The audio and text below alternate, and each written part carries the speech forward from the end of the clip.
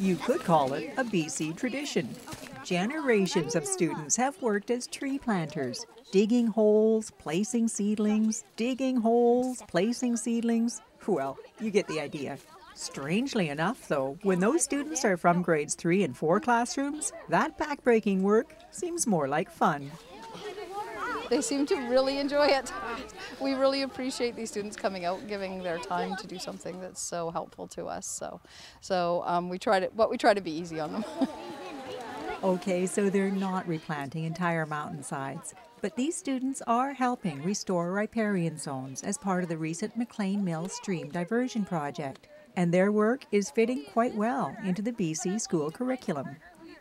Yes, it is. So part of the grade 3-4 curriculum is studying habitats.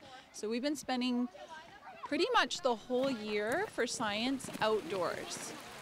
And that approach to education is something that parents of these students really appreciate. Pretty amazing. We're very lucky to live in the Alberni Valley. One of the things that really makes me happy that my child and our children are doing this is that to better understand the community, to look after their environment, they have to understand it. But there's more to it than that. At a time when education seems to be all about smart boards and computer access, classes like this can be literally a breath of fresh air. You know, research has actually shown that when children are spending all this time in front of the computer and engaged in their games, they have the adrenaline that all children have, and it's building up. So having children be able to get outside and enjoy the environment and move their bodies is an absolute antidote to the problems that we often see in terms of too much electronics. So you guys are ready, are you? Okay, so we're going to come down this way. I've seen a lot of benefit. I noticed that students who maybe struggle in a writing or reading activity really shine when they get a hands-on activity. So it's been wonderful for the kids, but I think just the fact of getting fresh air and doing something active with their bodies really helps their learning.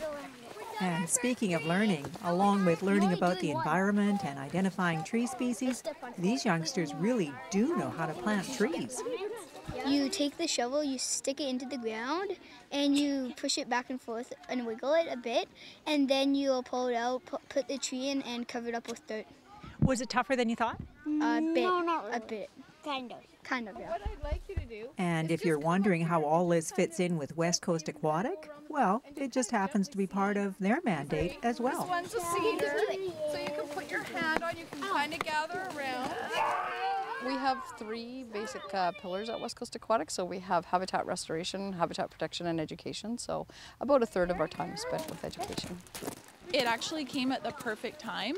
We are currently doing conservation in class, so studying ways that humans can contribute positively to the environment. So this happened to be the perfect field trip for us. And it resulted in hundreds of perfectly planted seedlings along the banks of Kitsuxas Creek. A good day's work for these tree planters. In Port Alberni, I'm Nancy Wilmot.